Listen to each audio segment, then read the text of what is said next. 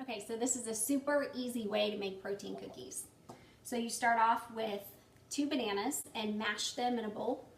Then just add a half a cup of nut butter. You can use peanut butter, but almond butter, cashew butter, it's gonna be a lot healthier for you.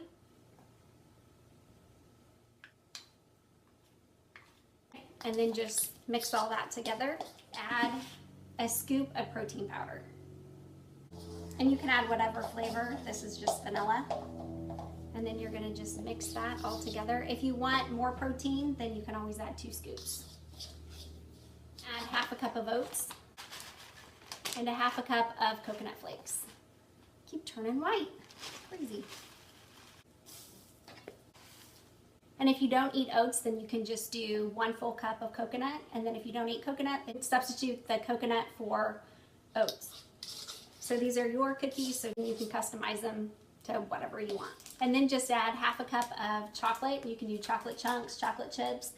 This is 55% cacao. Man, I keep turning white.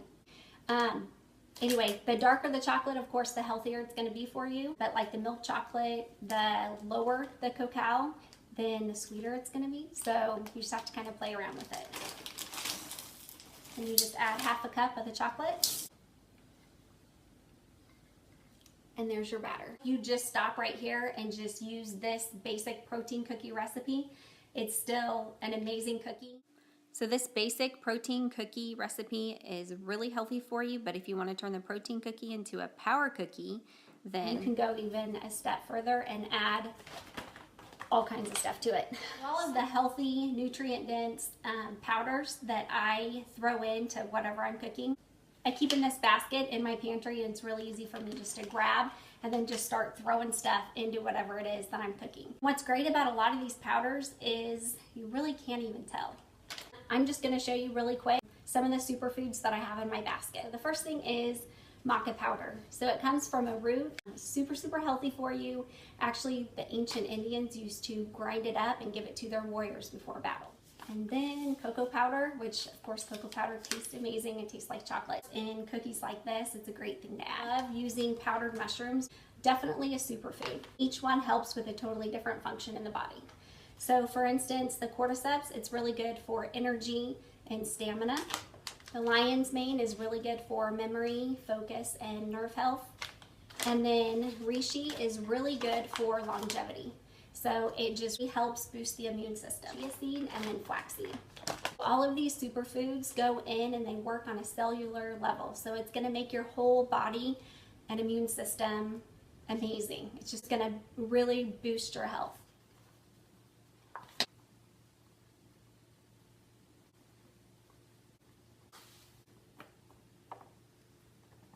And then just mix all of your superfood powders into the batter. I just want to add, whenever you are cooking with mushrooms or any of these superfoods, you have to kind of be careful not to overdose. So I wouldn't be doing like tablespoons of these mushrooms a day. I think the serving size on these mushrooms that I use, it's 1 teaspoon. So if you're doing 1 to 1.5 teaspoons a day, then you're totally fine. But like in this batter, each mushroom I put probably 1.5 teaspoons in. And of course, I'm not going to sit down and eat this whole thing of batter in one day, although I might. I love these cookies. I would prefer to have these than any other cookies, actually, because I know what's going into it, and I think that they taste amazing. But if they're not sweet enough for you, then like I said, you can always use like milk chocolate and then kind of just gradually increase the darkness of it and the cacao percentage of your chocolate that you add. Another thing you can do is, instead of using almond butter or cashew butter, you can always do peanut butter until you get used to the change. And then you can always use a more nutrient-dense nut butter. And then if that still isn't sweet enough for you, you can always add a little bit of honey or a little bit of stevia.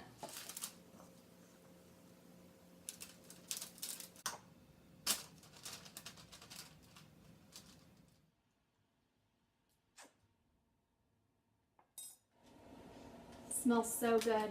Cookies are done. I always store my cookies in a freezer Ziploc baggie and throw them in the freezer. They keep a lot longer this way. They stay good for 2 or 3 months after you make a batch. And I have some type of a freezer treat or protein cookie almost every single day. And sometimes I have more than one, more than two, more than four. But I never feel guilty about it. Although it tastes like I'm eating something that is not healthy for me, I'm actually nourishing my body and enjoying it at the same time. I'm just going to taste one of these right now. Oh, so good.